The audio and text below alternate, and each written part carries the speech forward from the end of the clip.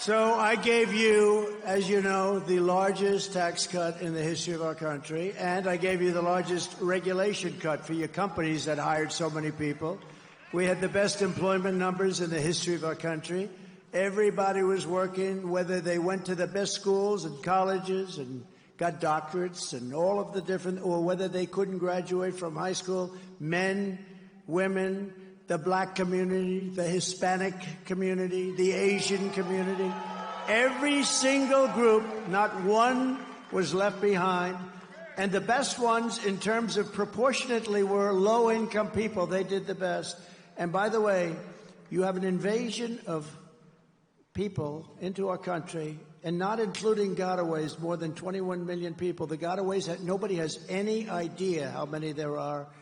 They are going to be attacking, and they already are, the black population jobs, the Hispanic population jobs, and they're attacking union jobs too.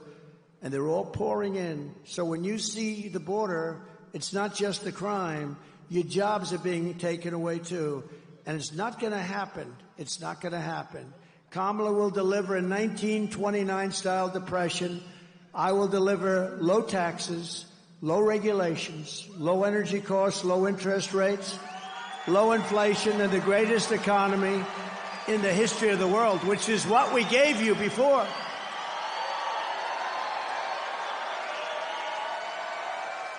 We will pass large tax cuts for workers, and we will have no tax on tips, no tax on overtime, and no tax on Social Security benefits for our great seniors.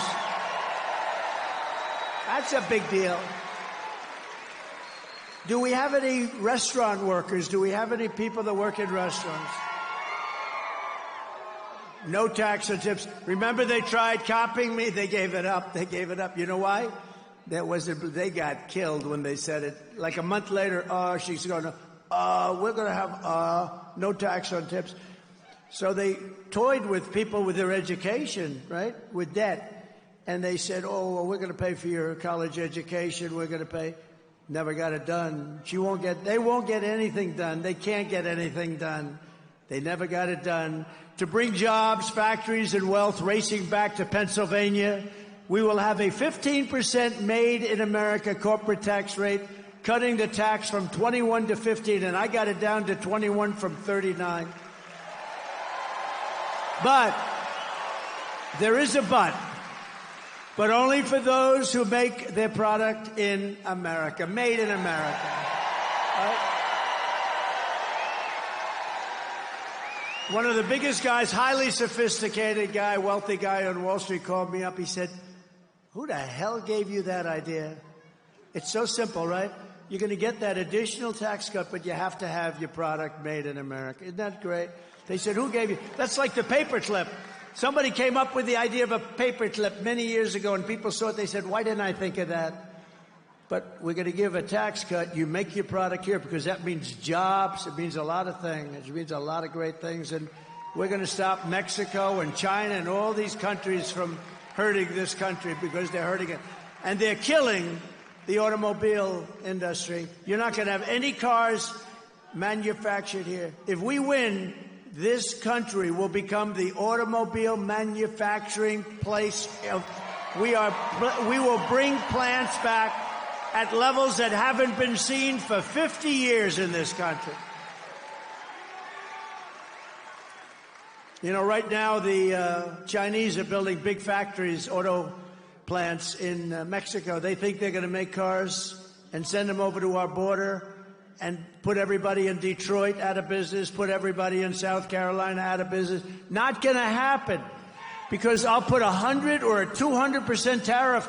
We don't want their cars. We want to make our cars here, and that includes in Pennsylvania.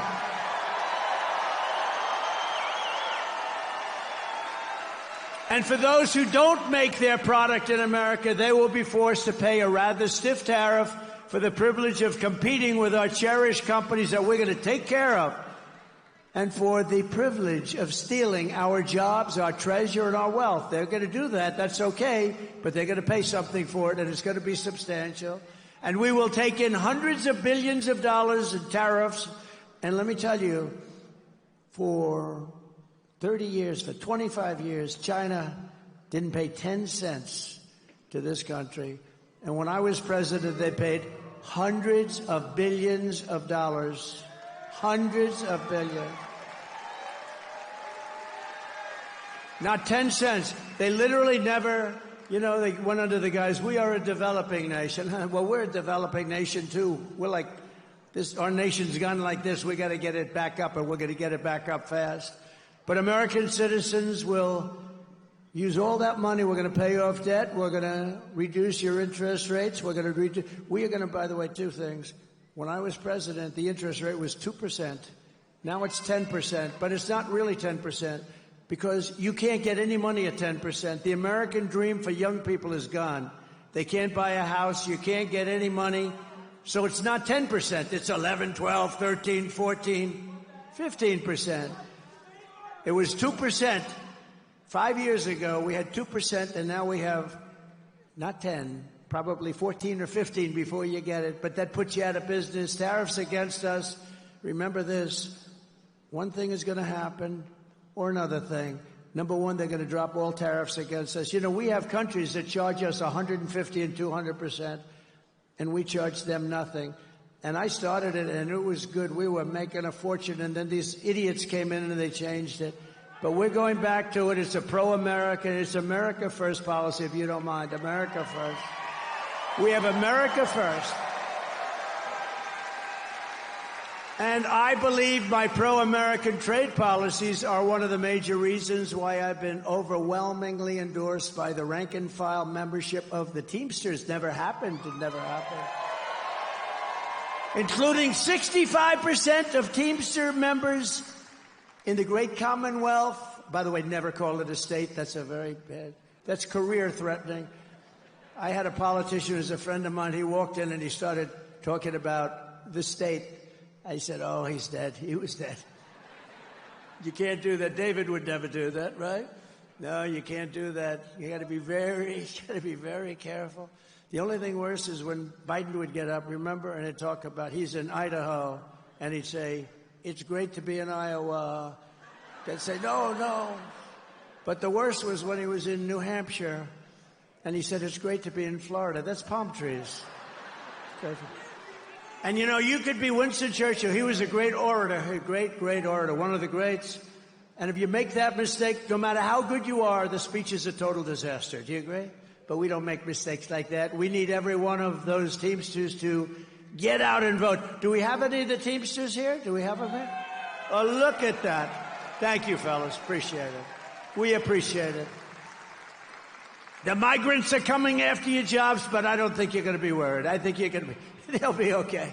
I know, they're tough cookies. They're going to be all right. Thank you very much. Thank you, everybody. We appreciate it, really.